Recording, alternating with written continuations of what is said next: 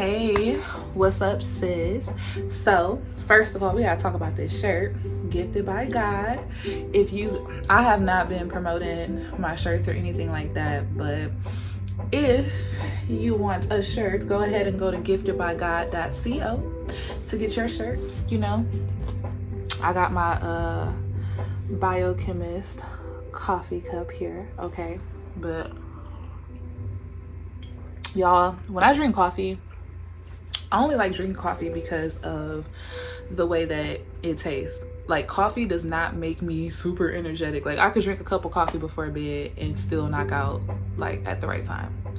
But, is this something in my face?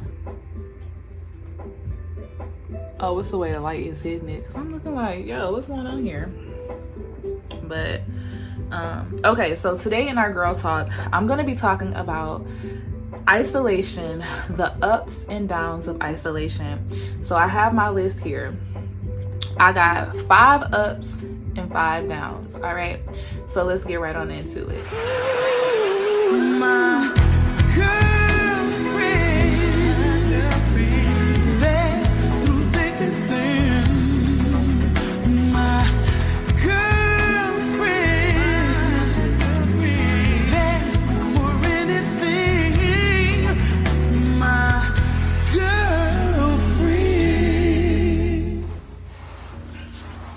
Okay, so hopefully you got your blanket, got the champion. But hopefully y'all got y'all blanket and stuff. I am on the floor today, okay?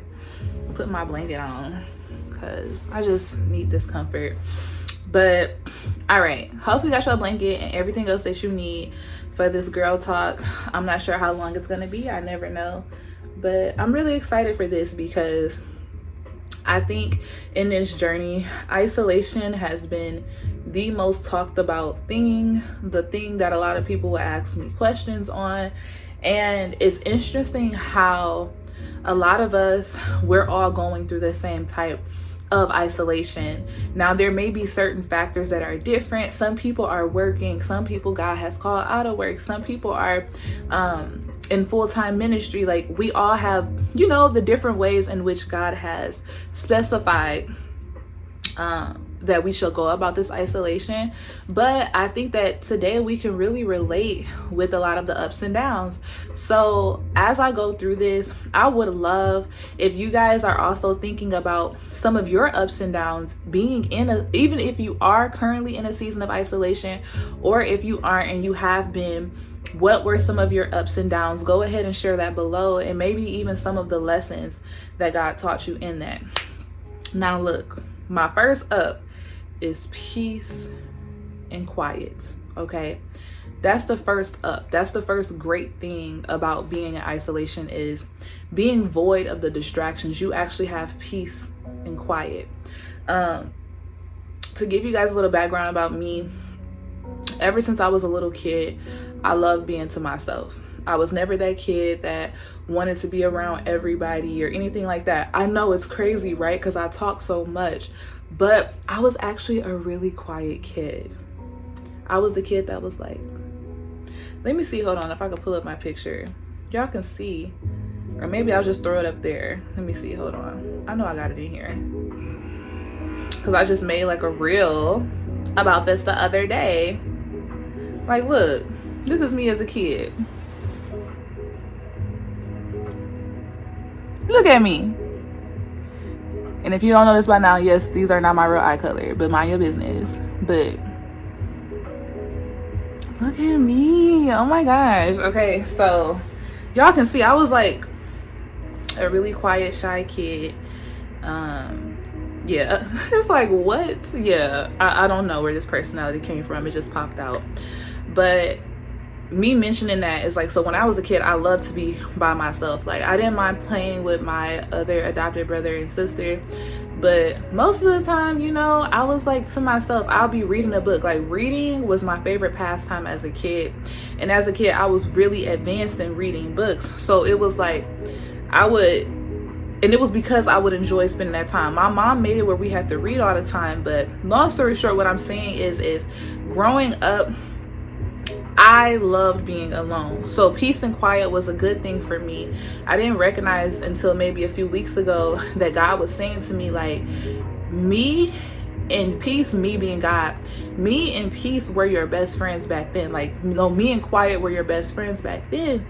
And I think at times, like, we just get so used to growing up and getting away from certain things that God has to remind us of who we truly are and what we really used to enjoy doing. And so one of the greatest things about isolation is the peace and quiet that comes from being isolated. You don't have all of these extra distractions.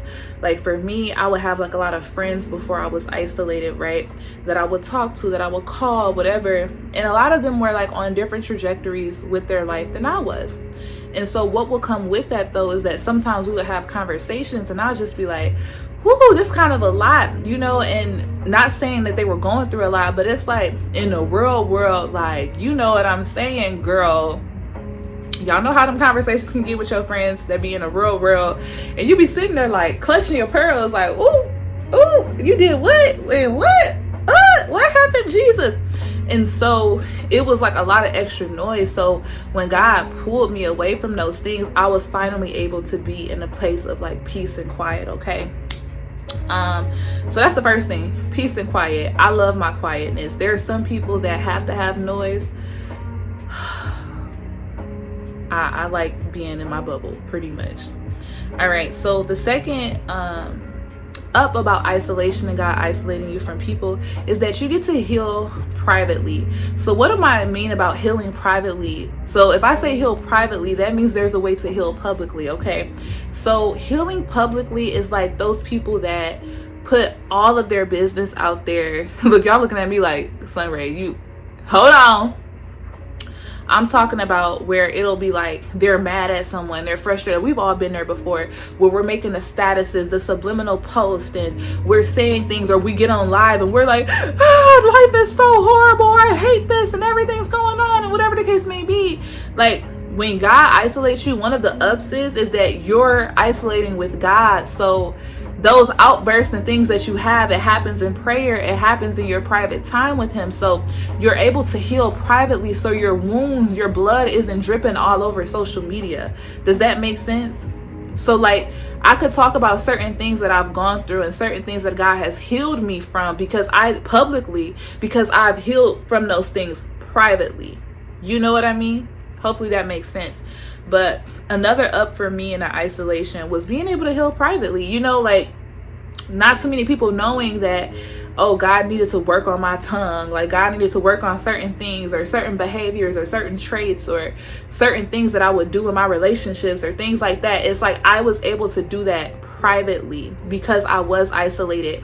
And another part about healing privately is that it's really just you and God. And so you don't have people that are nosy, people that God cut out of your life before the isolation that are going around telling like, oh yeah, so she going through this and blah blah blah. Like I was able to really just be me and God. You know what I mean? And I was able to heal without the extra exposure. Because how many of you guys know, like, if you're developing an image, like, you know, back in the day they throw it in the water or whatever it is, the chemicals, the room, it had to be a dark room, because if you expose it to the light too early, what happens? You mess up the picture, you mess up what it is that's trying to be developed. And for me and for you, it's a beautiful thing to heal privately, because a lot of the things that you're going through, it's going to ensure in the dark room that when God does put you out there, that the picture is perfect, that there aren't any issues with what God wanted to do with you because you didn't try and go out there too early. Hopefully that makes sense. Another up for me was being able to dwell in the presence of God. Or I said was. I'm still in isolation, okay? So I love, and I honestly, for a lot of women, I really believe, side note, that a large part of our isolation is because of, like, if you're not married, Okay, I think that's a huge part of isolation, because if you're not married and God has you working on certain things and doing certain things, you're really isolated. You may talk to some people like in the terms of like ministry, or you may be working with other women or working an actual job, but you're truly isolated because it's like you're not dating unless God told you to. And then that's a whole nother conversation in itself. Go watch the other girl talk where I talked about that. But really, it's just you and God, okay? And so along with that, it's like, I don't know, you're really able to hear God's voice more clearly. That's what I'm trying to say. That's why I say dwelling in the presence of God with this isolation. And that's the up of it, because when you can hear God's voice clearly, you can knock down the false reports. You can knock down what other people are saying. So people may be saying, oh yeah, she'll never happen, this will never happen, blah, blah, blah. But it won't matter to you because of the fact you're isolated with him. You're able to dwell in his presence. You're able to read your word. You're able to spend time with him. Like a lot of us, we're single. We don't got kids. Even for those that do have kids, you have more time on your hands than you would if you were married. Now, that's not to say kids don't take up a lot of time, because I know that they do. But I'm saying, like, when you're married, you're going to have to multiply that, because you're going to have that person that you're having to care for. So with that, the excess time that you have in this season of isolation, you can really use it to dwell in the presence of God and draw closer to him. Hopefully I'm making sense. But this has been a huge up for me, because this has brought me the most peace. Like when I talk about peace and quiet that's void of distractions, this is what I'm talking about. Like being able to dwell in the presence of God. It says Psalm 91:1, it says, he who dwells in the presence of the Most High shall abide in the shadow of the great Almighty, right? Like I'm in his shadow, I'm protected, I feel good. Like of course some days I'll be like, yo, this is ghetto. We'll get to that. But I don't know. You can hear his voice better. And then the other part about isolation that I really enjoy, you're reacquainted with you and your interests. Now, before isolation for me, I was in that 4-year relationship, and then on that I was in friendships, and I thought I was going to medical school. It's like I had so many parts of me that were tied up in things that was not really me. The homosexual relationship, the going to medical school, the working as a chemistry lab technician, like doing things that really just did not necessarily sit well with my purpose. Okay, it kind of like hit head and head, right? So when God isolated me and he began to heal me, I began to go back to things that were what I enjoyed to do and what my interests were. Now, I don't like going out. I don't mind going to go do certain things, but I had a conversation with myself about this the other day. I really enjoy being able to just be in my bubble, like reading a book. And I'm really getting back into that. Reading books, my peace and quiet. Like I know those aren't necessarily hobbies and things like that, but those are my things. Like when I was a kid, journaling was my thing, or turning on an instrumental and just singing. Like those were things that I used to just love doing as my pastime, like walking around with a microphone saying, okay, so now when I walk up to the stage, like having a vivid imagination, like that's me. Yeah, that's kid me, but kid me is who I am, my true innocence, right? So I was able to become reacquainted with me and who I am and be rooted in that. Like, so when God brings my husband, when God brings my family, I know what is me. You know what I mean? And I think that's one of the greatest ups of isolation. And then what your interests are. Like, there are certain interests I have that I can't necessarily act on right now, but I know those are my interests. You get what I'm saying? So the last one that I want to talk about is heightened spiritual awareness. So when you're in the isolation, this is a great one, because you become aware of a lot of things that you didn't notice. And it all comes from my number 3, because you're dwelling in the presence of God. When you dwell in the presence of God, it's the closer you get to God, the more his fire purifies you. And the more his fire purifies you, the higher you ascend, the more you're able to understand things, the more you're able to see your gifts flow. And so with this heightened spiritual awareness, you're able to see past the foggy mirrors. Because when you're in the world, it's a lot of things you didn't notice. It was a lot of things like even I didn't notice. Hold on, coffee break. But caramel caramel macchiato. I'm just kidding, but caramel macchiato, she a pretty fine mulatto, I just made that up, period, bars. Don't be hating on me. Get your Gifted by God t-shirt. But I was able to see things in a different way, and I think that also I know that also attributed a lot to me being able to heal, because I was able to finally see things from a spiritual perspective. So I wasn't taking things as personally because I could see that. Does that make sense? So whereas before I would be looking at like, okay, God, like this person did this to me, my mom did this to me. And if you haven't listened to Mama Issues on the Healing Unplugged podcast, it's a great time to listen to it, okay? But I was able to see the spiritual side behind my mother and why certain things lined up the way they did throughout my entire life, you know? And it gave me a peace on the inside, because I started to recognize that I necessarily wasn't the problem. Yeah, there were some things I did to contribute, which God still needed to work out of me. But I also could see the spiritual implications with what she was struggling with, and how that kind of like caused the tension, and how that kind of caused the frustration. Speaking of tension, Lord, woo, I need a massage. Lord, be a masseuse. Okay, sometimes I'll be in prayer like, God, can you just send an angel to just work a crick out my neck? Okay, because baby, I don't know what's going on. But yeah, so those are the ups. The ups I said were peace and quiet, heal privately, dwell in the presence of God, being able to hear his voice, reacquainted with myself and my interests, and then heightened spiritual awareness. All right, now the downs. This is what I'm excited to talk about. Okay, it's like, what? I know, right? But the ups, I mean, we talk about it all the time. This is the part about having a relationship with God. But I think we aren't really honest about the downs of being isolated, okay? We're always trying to encourage people to stay strong and whatever, but sometimes you just want to be like, I don't want to do that right now. So this is for my people that don't want to do that right now. All right, so the first one, and I think this is actually in order, okay? Thoughts and feelings of loneliness. Thoughts and feelings of loneliness. Okay. I love being isolated. Like I said, since I was a younger girl, I love being isolated. I could literally go months without talking to family. I know that's probably not the best thing ever. But I mean, I gotta be real with it. I don't really have much of a family anyways, okay? It's just me. I'm really like Joseph out here, right? But it's like these thoughts and feelings of loneliness, every now and again, they'll come up.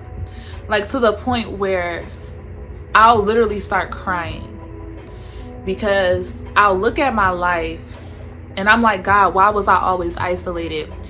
Like, I could be having a great day, understanding everything's good, but then out of nowhere it hits you. Like, I'll say the time that it hits me the most is this time of the year.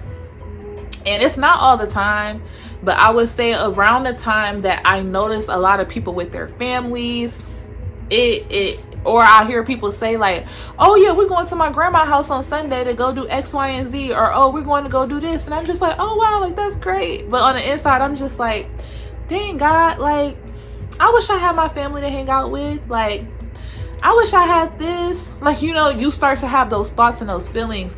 And I used to just whoosh, you know, push those feelings down. But I had to learn, you know, I'm human and I'm having those feelings for a reason. And I know some people are like, oh, well, you being a human is an excuse, whatever. Any feelings that y'all hear that? What is that noise? Okay.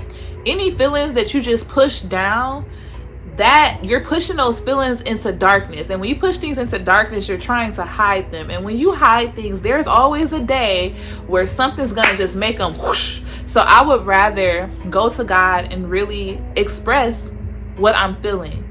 That noise is really loud.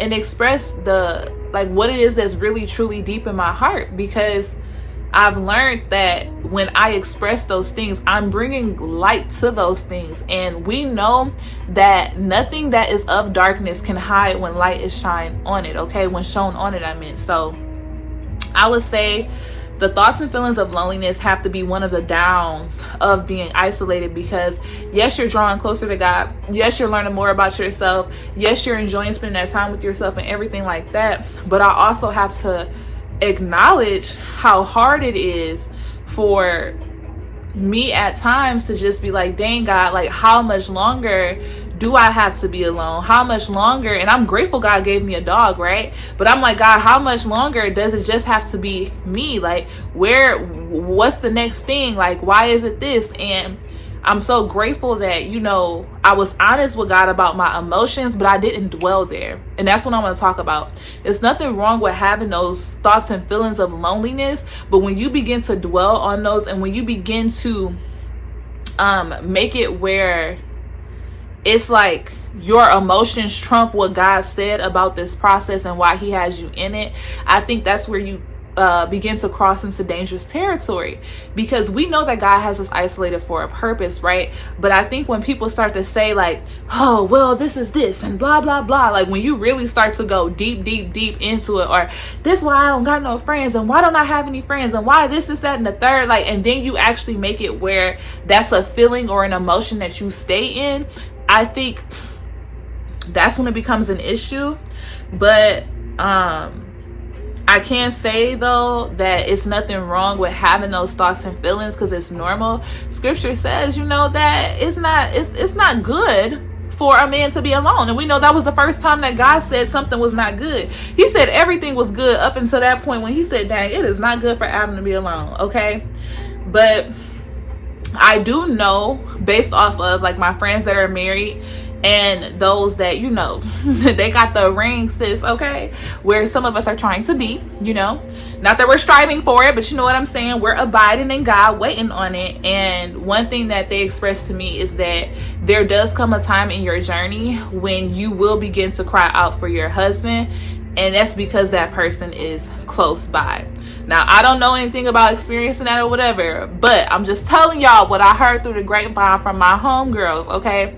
Which is that when God is about to bring that person into your life, you will start to yearn for them because you're so complete and full. You're so content with yourself. I'm not talking about where you're like every day, oh God, I'm struggling to be alone. Why can't I have friends? No, when you actually reach a point in your isolation where you're content with being isolated, and I'm not talking about like you're trying to make it seem that way, but where God has actually told you your process is complete. I'm just putting the finishes touches together, and you just begin to notice that craving, that yearning for that other person, when normally you wouldn't even care to think about that. All of a sudden, God has just placed this desire, this heightened desire in your heart for your mate.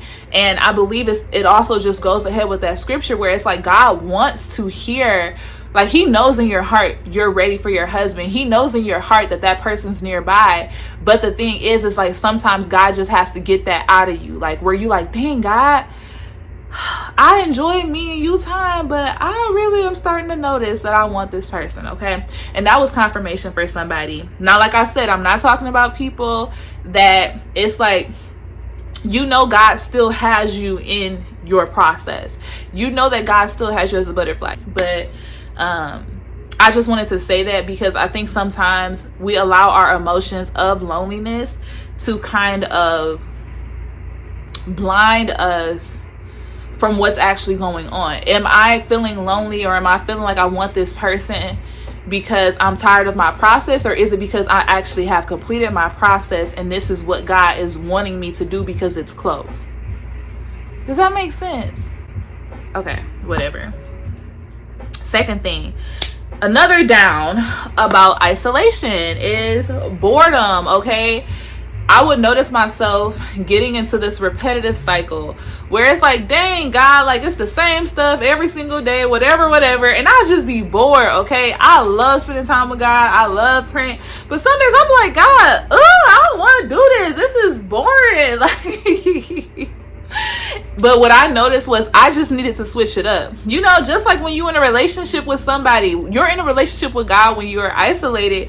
So if you guys are experiencing boredom, it's because you need to spice things up. It's because you need to switch things up a little bit. Maybe you're always praying at the same time every single day. Maybe just switch it up a little bit, or switch up the way that you pray. Maybe you always talk. Maybe it's time for you to start writing your prayers down and communicating with God that way. Like, switch it up a little bit. Or maybe, I don't know, whatever it is that you're bored with, go to God and be like, hey God, how can I spice this up a little bit? Because that's what you're gonna have to do in your marriage. Don't know man or don't know woman. That's not even saying with no man, because I'm not a man. I don't know what a man wants, but I know what I wouldn't want. And I wouldn't want somebody that's predictable, that I know every day at 4:00 not only are they coming home because they got off work, but that they're gonna do the exact same thing. It's like, oh, let's say 4:00, you come home, but then you bring in me a bouquet of flowers. What? Oh my gosh, thank you. Like, the surprises, it kind of keeps the intimacy going. So this is me kind of giving y'all a down, but also how you can turn this down into an up. All right. Another down of the isolation is when God is calling you into an isolation, okay? Because nothing works no more. Everything that you're trying to do, you're trying to hang out with people, you're trying to go certain places, you're trying to do whatever, and everything is like, it's like doing like the Lil Kim or doing the Mary J, like the kick, like, oh no, that ain't gonna work. And I think that's one of the downs of isolation, is knowing God is calling you into isolation. Like, you can be already in a season of isolation, but God calls you to be more isolated. I think we don't talk about that enough, because I thought that was real ghetto. I said, God, I thought I was coming out of an isolation, but you only called me into a deeper isolation. Or I was in a deep isolation and I thought I was coming out, but really I was just coming into a new form of isolation, where now you gave me a few friends to be isolated with. How that work? Sway? For real. So that's another down. It's like, you know, nothing works no more. It's like, dang, I gotta be in this cocoon with God. Ugh. You know, it's that flesh that we have to fight. That's to surrender to God's will in His way, and know that His plans are so much greater than the plans that we make for ourselves. I say another down about the isolation season is fear of missing out, especially if you're still active on social media or YouTube or things like that. You may see certain things happening in other people's lives, so then you begin to get kind of like a fear of missing out. You're like, dang God, like, am I missing out on something? Like, or you'll see like somebody might have went into isolation the same time as you, and now they're getting married, and you're like, dang God, like, did I miss something? Am I messing up with something? So I think sometimes in isolation that can mess things up, because if you aren't confident where you're at in isolation in your relationship with God, you can look at what other people are doing and you can be like, dang God, I'm not doing enough, or maybe I need to do something else, or maybe I'm not doing something right, when in actuality you're doing exactly what it is that God needs you to do. Just like how my relationship with you won't be the same as the relationship you will have with someone else, it's the same exact thing with our relationship with God. And the isolation is similar parameters. There's a preparation, there's a purging, there's a cleansing, there's a like detoxing, all of this stuff. There's healing. Everything is happening similarly, but it's not happening in the same way. Does that make sense? And so we also have to keep this in mind. And I just want to help someone too. When it comes to your relationship with God, that is an intimate relationship between you and God. We have to stop looking at prophets, apostles, pastors, people that have been doing things for like 10 plus years, binding, rebuking things, all this other stuff, and then we sitting there looking at our relationship and we looking at our prayer closet like, dang God, do I need to be binding more? Do I need to be declaring more? Do I need to be decreeing more? Now, I'm not saying you don't grow spiritually in your relationship with God, but I think what's also happening is that people that have been on their journey with God 10 plus years, they're telling babies, people like us, and I ain't saying all of y'all are babies, but people like me that might just be new into their gifting and coming into God and certain things like that, and then you're looking at what you're doing and you're like, dang God, like, am I doing enough? Oh, I need to speak in tongues for 10 hours. I need to do this. And this is one thing God has taught me.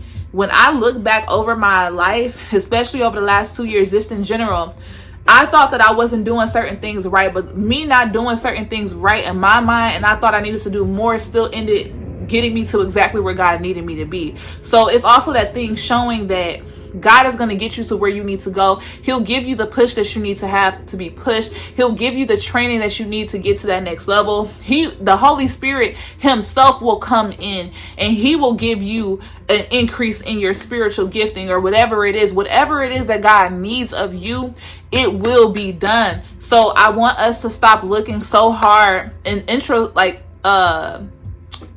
looking so hard at what other people are doing and then trying to say, okay, we're not doing enough. We need to do more. We need to do this. And there are some people on those platforms that, I've even watched some videos where I heard them say, well, y'all need to be doing this. If you ain't doing this, da, da, da. But it's like, I know in real life, you didn't just wake up one day and start praying in tongues for 10 hours straight.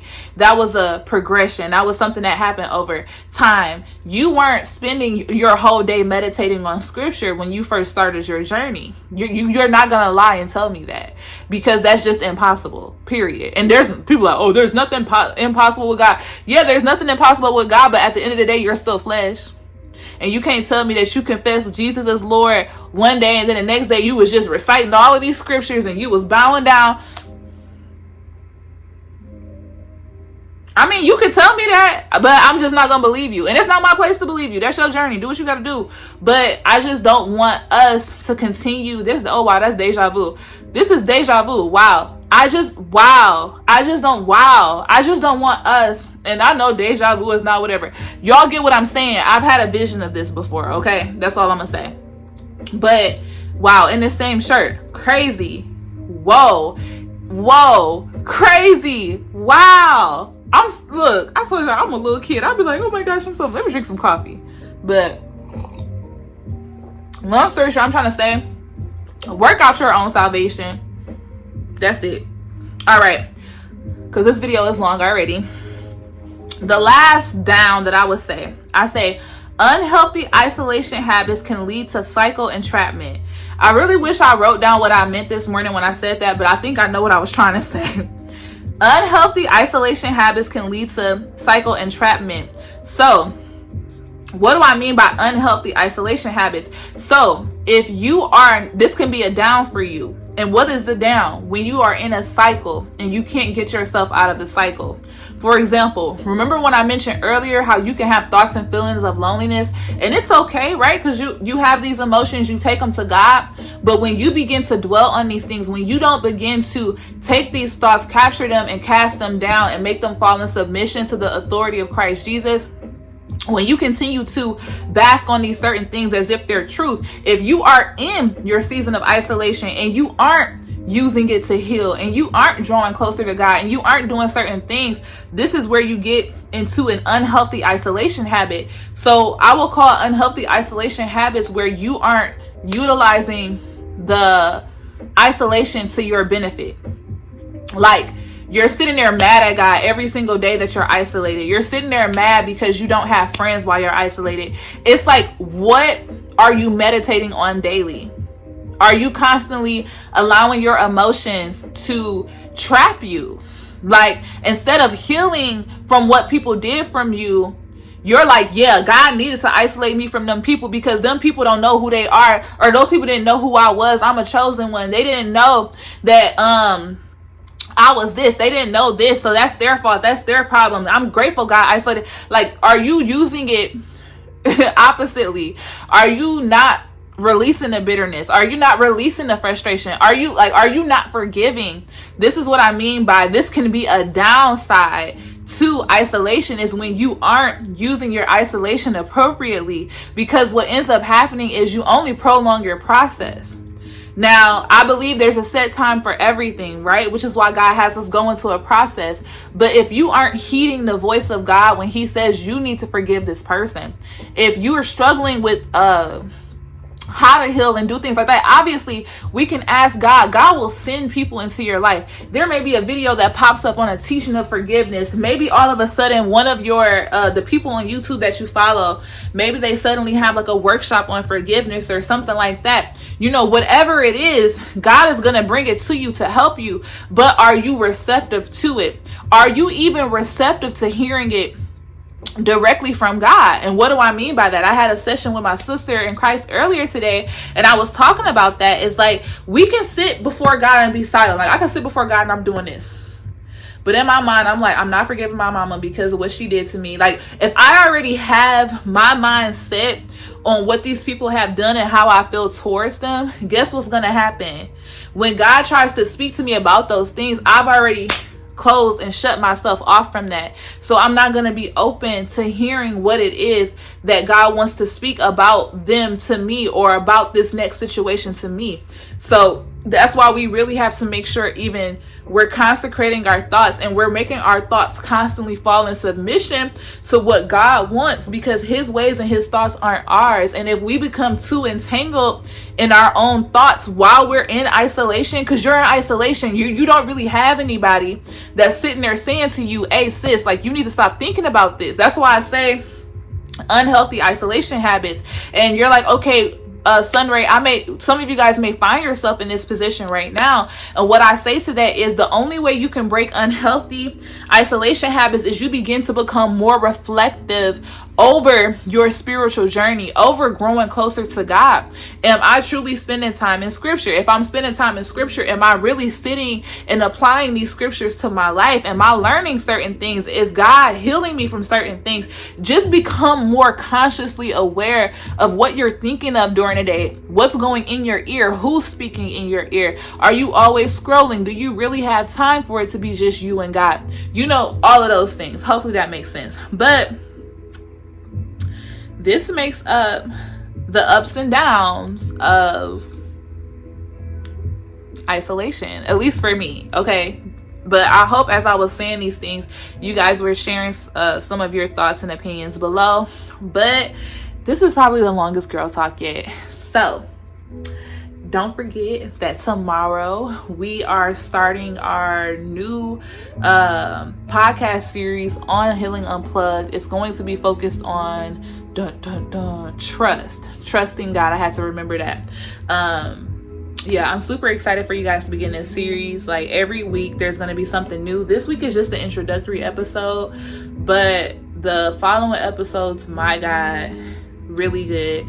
And if you have not been listening to the podcast, sis, what is you doing? If you have not been watching the teachers on this channel, what are you doing? If you just here for the prophetic words, like, what are you doing? This is all, it all goes together, okay? You got to be in every area. And if you have not subscribed to the website for prophetic devotionals, what are you doing? Okay, get it together. All right, I love you guys so much, and I shall see you next week, same place, same time.